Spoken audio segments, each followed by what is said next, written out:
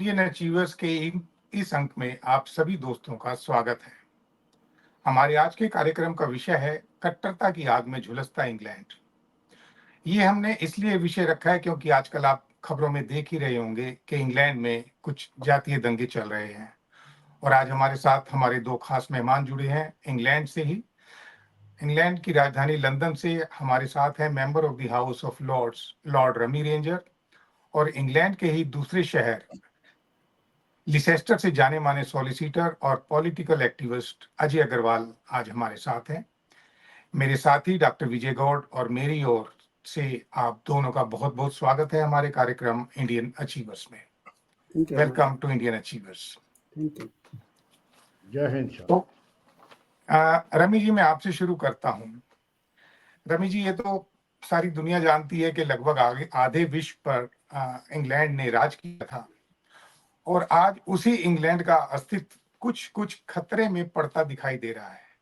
वहां के स्थानीय लोग इसके खिलाफ सड़कों पर उतर आए हैं क्योंकि वो अपनी पहचान खो जाने के डर से बहुत डरे हुए हैं। तो इस बारे में आप कुछ बताएंगे कि ऐसा क्यों कर हुआ? राजीव जी, कहते हैं ना, excess of everything is bad. आपको पता है कि Britain is a liberal democracy, या equality for all is given to everybody, सबको एक बराबर से देखते हैं। यहाँ जो डाइवर्सिटी है एक्सेप्टेड, रिस्पेक्टेड एंड प्रोटेक्टेड। यहाँ लॉज हैं against discrimination of any kind. इसी की वजह से मैं आज एक immigrant, ordinary immigrant, house of Lord में बैठा हूँ। अभी 1-2 महीने पहले हमारे इंडिया के मुल्क के प्राइम मिनिस्टर भी थे, Rishi Sunak, running the country, जिसको आपने कहा उन्होंने हाफ ऑफ द वर्ल्ड को रूल किया। तो उसी कंट्री को एक भारतीय मूल के प्राइम मिनिस्टर भी रूल कर रहे थे। सो इस कंट्री में equality for all is given to everybody, but unfortunately जब आप किसी कंट्रोल तरीके से इमिग्रेशन नहीं लाते and you overwhelm the public, क्योंकि देखो ना, जब आप इमिग्रेंट आते हैं बाहर से, असाइलम सीकर आते हैं, कोई इलीगल इमिग्रेंट आते हैं, undoubtedly they put pressure on the housing. उन्होंने घर में रहना है कहीं ना कहीं। अभी घर तो इतने है नहीं, more than half are living in hotels, which is a very big cost to people. And when they come into area which does not have the capacity to absorb that many people in one go, then there are resentments शुरू हो जाती है। दूसरा, जब ये लोग आते हैं, ये बड़ी डिफरेंट कंट्री से आते हैं, डिफरेंट कल्चर से आते हैं, डिफरेंट वैल्यूज़ लेके आते हैं। और जब अगर उनकी वैल्यूज़ यूके की वैल्यूज से नहीं मिलती तो देयर इज ए कॉन्फ्लिक्ट। यहाँ यूके में है रूल ऑफ लॉ, सब रूल ऑफ लॉ को एक्सेप्ट करते हैं। We give respect to women, we give respect to religion. अगर कोई रिलीजियस कंट्री से आया है जिसको इन आज़ादी का और इन वैल्यूज़ का पता नहीं, तो वो आके यहाँ गड़बड़ कर सकता है, वो कर भी रहे हैं। और फिर वो इमिग्रेंट आके जब उनको इतनी फ्रीडम मिल जाती है, वो फिर ग्रूमिंग गैंग शुरू हो जाता है। जो लड़कियां हैं, यहाँ के लोग बड़े ओपन हैं, बड़े प्यार वाले हैं, मिलने वाले हैं, रिस्पेक्ट करते हैं एक दूसरे की, वो गलत पास से चले जाते हैं। तो उनको फिर बच्चों को ग्रूम करना, उनको ड्रग्स पे ला लेना, उनको शराब पे लगा लेना, या पैसा दे के उनको करेक्टर खराब करना, वो भी एक बहुत रिजेंटमेंट की बात है। फिर वो पैटी क्राइम करना, फिर लॉ एंड ऑर्डर को रिस्पेक्ट न करना, फिर टेररिस्ट एक्टिविटी करना, वो सारी चीज़ जो मिल के जो है ना, वो लोगों पे, although the British are known for tolerance, they are very very tolerant people. The very fact the immigrants are done so well in this country shows कि इनको, इमिग्रेंट को कोई पीछे रोकने वाला नहीं है। जो अगर कोई किसी ने तरक्की नहीं की तो वो उनका खुद का कसूर है, कंट्री का कसूर नहीं। कंट्री ने सबको बराबर इक्वालिटी, एक अपॉर्चुनिटी दी है, यहाँ सोशल सर्विसेज है, सबको पैसे मिलते हैं, अगर आपके पास अनएम्प्लॉयड हो गए हो, घर भी लेके देते हैं, मेडिकल भी फ्री है, एजुकेशन भी फ्री है, हर चीज़ की फैसिलिटी है। बट अगर आप उसको वैल्यू अवेल ना करो, तो ये आप यूके का कसूर नहीं है, बट एट द सेम ठीक है। टाइम है, कसूर है। ठीक है। सब्सिक्वेंट जो गवर्नमेंट आई ना, उसमें लेबर भी है, टोरी भी है, उन्होंने जो लोगों की भावनाएं थी उनको अंडर एस्टिमेट किया, उन they did not take them on board, कि आप चलिए। इतने लोग आ रहे हैं, आ रहे हैं, आ रहे हैं, तो ये जो है ना अभी बॉइलिंग पॉइंट पे आ गया। Okay sir, okay okay okay. तो अजय जी देखिए, रमेश जी ने अभी रूल ऑफ लॉ की बात की और उसका तो सम्मान हम सभी करते हैं और सभी को करना चाहिए। मेरा आपसे छोटे छोटे दो सवाल हैं जो जुड़े हुए हैं आपस में। पहली बात, क्या ये जो हो रहा है इंग्लैंड में, ये सिर्फ और सिर्फ एक समुदाय जो अपने को शांति प्रिय कहता है उसकी तरफ गुस्सा है, या सभी इमिग्रेंट्स को लेके है? तो सभी इमिग्रेंट्स में तो लीगली जो लोग हैं, रह रहे हैं, नागरिक हैं, वहां के बड़े ओहदों पे हैं, वो सब भी आते हैं।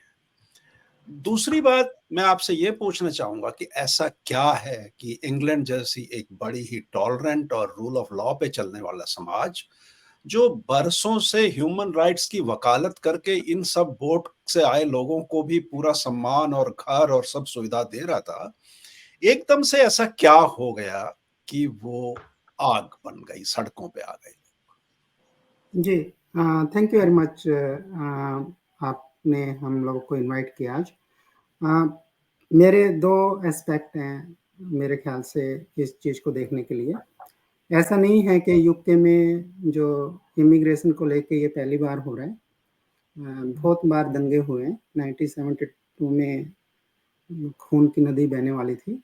तो दूसरी बात ये कि अभी जो हो रहा है वो ये जो ग्लोबल विलेज में हम रह रहे हैं उसमें बहुत सारी फेक न्यूज़ चल रही हैं।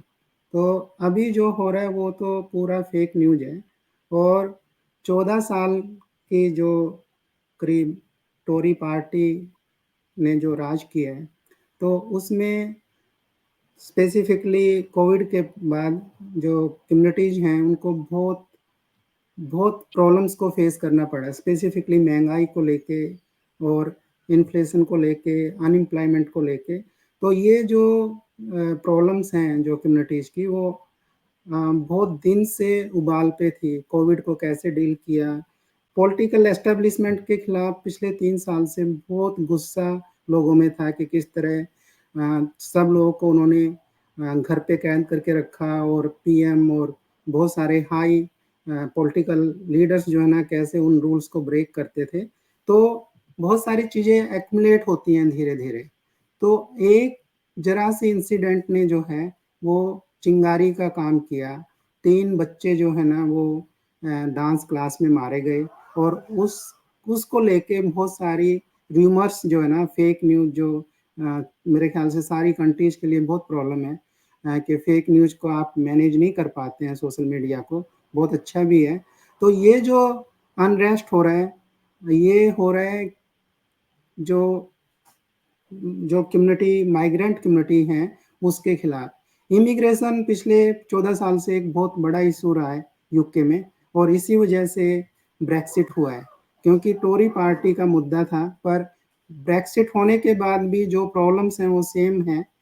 इमिग्रेशन ने तो मेरे ख्याल से, मैं ऐसा मानता हूँ क्योंकि मैं इमिग्रेशन में काम करता हूँ, कि यूके को बहुत रिच किया है।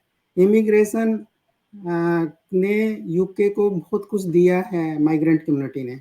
हाँ, पर दो तरह के एस्पेक्ट हैं। वन, लीगल माइग्रेशन, एक इनलीगल इमिग्रेशन। इनलीगल इमिग्रेशन को लेके बहुत बड़ा इशू है, क्योंकि पिछले पीएम जो है ना, मिस्टर ऋषि सुनक जो है ना, वो जो बोट क्रॉसिंग थी उन्होंने प्रॉमिस किया था कि उसको टैकल करेंगे, वो टैकल नहीं कर पाए। तो मैं ये मानता हूँ कि यूके की जो एस्टेब्लिश कम्युनिटी हैं, होस्ट कम्युनिटी बोल सकते हैं, उनको बहुत दिन से इमिग्रेशन को लेके बहुत बड़ा कंसर्न रहा है। इसी पे पिछले 3 इलेक्शंस, 3 प्राइम मिनिस्टर चेंज हुए हैं। ब्रेक्सिट हुआ है, पर प्रॉब्लम जो है ना वो इमिग्रेशन की वजह से नहीं है, प्रॉब्लम जो है आपके इनहेरेंट हैं। जैसे इकोनॉमी पिछले 5 साल से बहुत अच्छा नहीं कर रही है, और इकोनॉमी अच्छा नहीं करने की वजह से अनएम्प्लॉयमेंट और महंगाई जो है ना सबसे बड़ा इशू है। इसकी वजह से बहुत आसान होता है वी और दे की लैंग्वेज इस्तेमाल करके जो अंडर करंट जो कम्युनिटी में एक्यूमुलेट होता रहता है वो कभी कभी ब्लास्ट हो जाता है। और ठीक मैं है। ऐसा भी नहीं मान रहा हूँ कि ये इंग्लैंड जल रहा है। ऑब्वियसली हर एक सोसाइटी में एंटी सोशल एलिमेंट होते हैं, क्रिमिनल्स होते हैं, और उसको जो रूल्स हैं, जो जो फोर्स ऑफ लॉ है, 300 लोगों को अभी कन्विक्शन हो गया है और चीजें बहुत नॉर्मलाइजेशन की तरफ जा रही हैं। जी, ठीक है। Thank you very much. Rami ji, मुझे नहीं पता कि आप अजय जी की बातों से कितने एग्री करते हैं या नहीं करते हैं, लेकिन अगर हम पूरे विश्व पर एक नजर डालें तो आप देखेंगे अभी हाल ही में बांग्लादेश में तख्ता पलट हुआ और वहां पर हिंदुओं के न केवल घर जलाए जा रहे हैं बल्कि मंदिरों पर भी अटैक किए जा रहे हैं। और भी बहुत सारे देशों के बीच में लड़ाई चल रही है जिसमें केंद्र बिंदु ज्यादातर मुसलमान है। खुले कहने में कोई एतराज नहीं है। आपको क्या लगता है कि इंग्लैंड में भी क्या ऐसा हो सकता है कि ये जो दंगे चल रहे हैं उसका असर हिंदुओं पर भी पड़े? और जैसे अजय जी कह रहे हैं कि महंगाई और दूसरी वजहें रही हैं, ये जो अनरेस्ट है इसके पीछे और कोई वजह नहीं है, आप इसको कितना सही मानते हैं? मैं अजय जी से काफ़ी सहमत हूँ, बट मैं डिसएग्री करता हूँ कि महंगाई करके ये दंगे होते हैं। मैं भी बहुत गरीब था, आपको तो मेरी है, इंडियन जो भी इमिग्रेंट आते हैं बहुत गरीब होते हैं, लेकिन वो दंगे नहीं करते, लूट मार नहीं करते, क्योंकि ये सब जो होते हैं। प्लस यू सी, जो अनकंट्रोल इमिग्रेशन है, जो बोट से आ रहे हैं लोग, hundreds and thousands of people are coming to Italy, to Greece, to so many countries, Spain, वो आ रहे हैं, which we can't absorb with that speed. Immigration is very good. मक्खन भी अच्छा है, शुगर भी अच्छी है, but it has to be in a moderate controlled manner. हर चीज़ ज़्यादा खाओगे तो वो आपको नुकसान देगी, और थोड़ा मिड मॉडरेशन ठीक है। सो जब इतने लोग आ जाएं, जैसे बिकॉज उनका भी कोई कसूर नहीं है कि इन्होंने जाके वहाँ लड़ाइयाँ की हैं, ईरान में, सॉरी इराक में, सीरिया में, या लिबिया में, अफगानिस्तान में, ये जो बातें हुई है, so there is a action and reaction. वहाँ से lot of people have been approved because not everybody understand the liberal democracy. There are some people, they're used to a very strict rule, जैसे अफगानिस्तान में है और Taliban rule है, and under their Taliban rule, people are controlling. But if we want to bring democracy on B-52 bombers, that is going to be counterproductive. So therefore, for example, जो war in Iraq हुई, that was totally fake, because उन्होंने बताया जी there's a mass destruction, weapon of mass destruction are with them. बाद में कुछ भी नहीं हुआ, फिर कहा हमें we got it wrong, but in the process millions of people lost their life and millions of people got uprooted, and उनका अभी आपको म्यूजिक फेस करना पड़ रहा है। सिमिलरली जर्मनी ओपन, देखो जर्मनी की जो पॉपुलेशन है बहुत डिक्लाइन हो गई है, 10 million they have decline since they became united. So उनको इमिग्रेंट चाहिए, बिकॉज इमिग्रेंट चाहिए यंग, जो काम करेंगे, इकोनॉमी को ग्रो करेंगे, और जो हमारी तरह बूढ़े हो गए उनकी जो सोशल सर्विसेज को जो टैक्सेस वगैरह दे के चलाएंगे इमिग्रेशन। लेकिन everything has to be controlled and you have to bring the right type of immigrant. You can't bring criminals. पहले जब हमने ब्रेक्सिट नहीं किया था तो anybody could come from any country, and most of the time people came, they were the wrong drug dealers or criminals, they came and they done the job and they went back to their country. So borders have to be controlled. No country can make its destiny if it cannot control its border. अगर आपके घर में आपका control नहीं है कि आज मेरे कितने मेहमान आ जाएंगे, तो आपको पता ही नहीं कितना खाना बनाना है, कितने बेड लगाने हैं, या कितने बाथरूम चाहिए। तो therefore control is very important for keep the welfare of the existing migrants जो हमारी तरह हैं, जो they want. So therefore We don't want to create resentment कि मेरा मोहल्ला ही चेंज कर दो. And there are people with different cultures, and there are some people want to impose their culture upon other people. वो उनको उनके लीडरों ने encourage किया है. देखो, एक community is as great as leaders. अगर उनको लीडर बता रहे हैं कि तुम ये करो, वो करो, वो करो, तो that community will follow and lead. Rami ji, छोटी सी गुजारिश है कि अपने आंसर्स को थोड़ा सा शॉर्ट रखें, क्योंकि क्वेश्चंस हमारे कई हैं, ताकि सारे क्वेश्चंस को हम ले पाए. तो अजय जी, रमी जी की बात को ही मैं आगे बढ़ाता हूँ. मैं पूरी तरह से एग्री करता हूँ उनकी बात से, पर थोड़ा सा आप इस पे प्रकाश डालिए. पिछले बार सवाल में भी मैंने आपसे पूछा था.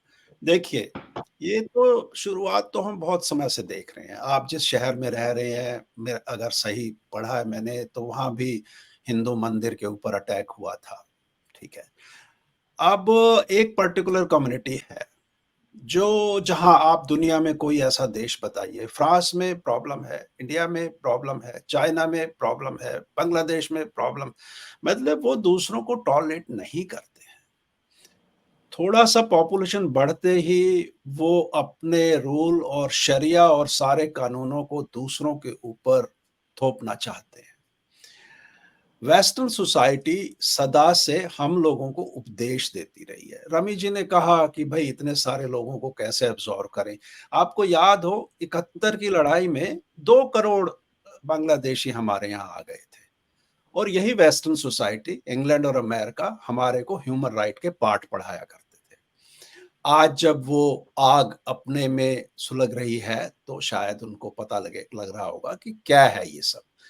मेरा सवाल अब फिर वही है कि करेंगे ये और भरेंगे सब.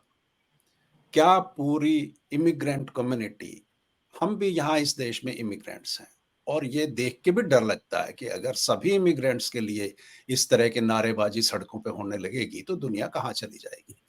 तो इसका वे आउट क्या है?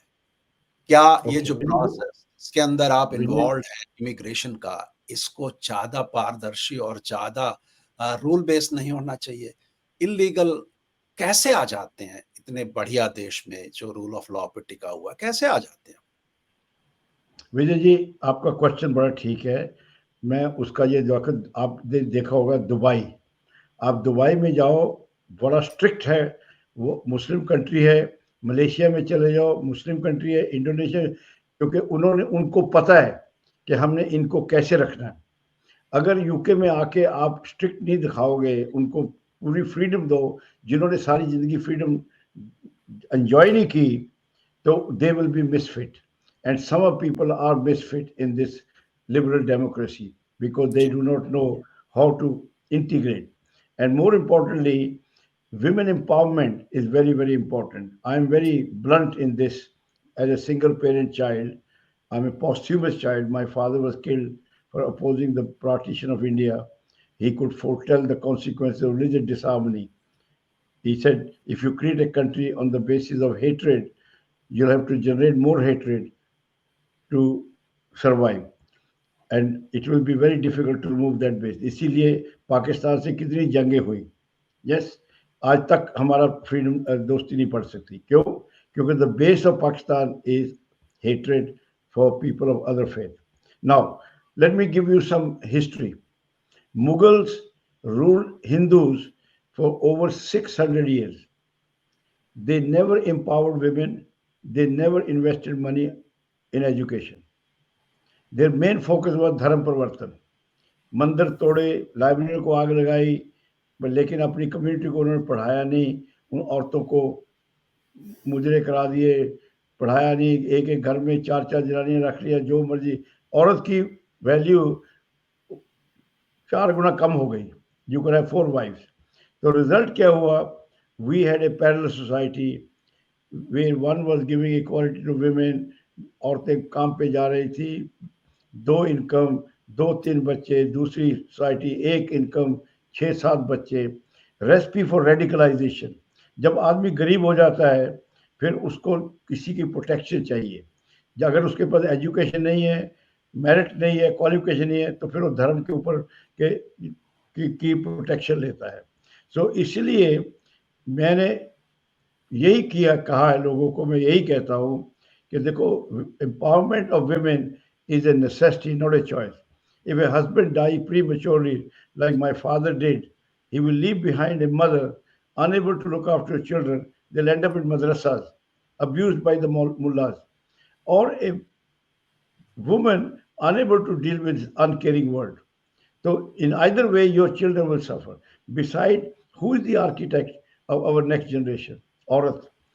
क्योंकि आदमी तो पैसे के पीछे भाग रहा है, बिजनेस के लिए, नौकरी के लिए. अगर what women cannot experience themselves, that they cannot impart into their children. कोई ये कोई स्ट्रेंज बात नहीं है कि no scientific, technological or medical innovation has come from religious countries. आप बताइए, to help themselves or the wider community. So therefore, we have to look at, neither we can get rid of Christian, neither we can get rid of Sikh, neither we can get rid of Jains, Buddhist, Muslim from India, because they are very much part of India. But what we have to do is to sit with their leaders and plead with them for the success of your community.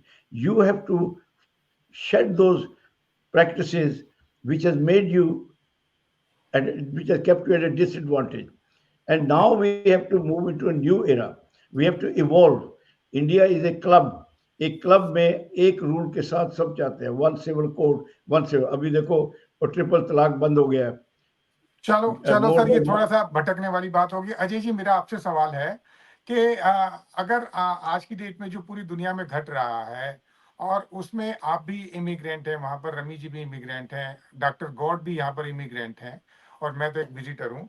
तो आपको क्या लगता है कि अगर आज की date में इंग्लैंड में रिफरेंडम कराया जाए, यानी कि जनमत संग्रह करवाया जाए, वहां के लोगों से पूछा जाए कि भी आप लोग इमिग्रेंट्स को चाहते हैं या नहीं चाहते हैं, तो आपको क्या लगता है ये एक रियलिस्टिक क्वेश्चन है? और अगर रियलिस्टिक क्वेश्चन है तो क्या इसका नतीजा निकल सकता है?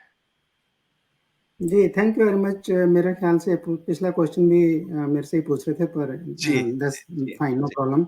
और हम लोग का जो फोकस है, मेरे ख्याल से हम बात ये कर रहे हैं कि इंग्लैंड के बारे में. अगर हिंदू मुस्लिम पे फोकस करना है तो अलग बात है, ऑब्वियसली. बात अगर हम आज भी सर्वे करें तो मुझे पूरा विश्वास है कि मेजॉरिटी जो है ना वो माइग्रेंट मोर माइग्रेशन को अलाउ करेंगे. उसका मैं एग्जांपल देता हूँ. अभी जो पॉलिसी चेंज होता रहता है माइग्रेशन की, इमिग्रेशन पॉलिसी चेंज होती रहती है. कभी स्टूडेंट्स को कम लाना है, कभी ज़्यादा लाना है, कभी एजी स्टूडेंट्स अपने डिपेंडेंट को ला सकते हैं, कभी मना कर देते हैं, कभी फैमिली वीज़ा के रूल्स चेंज कर देते हैं, कभी वर्कर वीज़ा के रूल चेंज कर देते हैं. तो पिछले जुलाई में बहुत सारे पॉलिसी चेंज हुए थे. और यूनिवर्सिटी यूके एक ऑर्गेनाइजेशन है जो पूरी यूनिवर्सिटीज़ को रिप्रेजेंट करता है. उन्होंने लिखा है कि अगर आपने स्टूडेंट्स को अलाउ नहीं किया तो हम लोगों को जॉब रिडक्शन, जॉब फायर करना पड़ेगा. बहुत सारे यूनिवर्सिटीज़ बंद होने की कगार पे हो जाती हैं.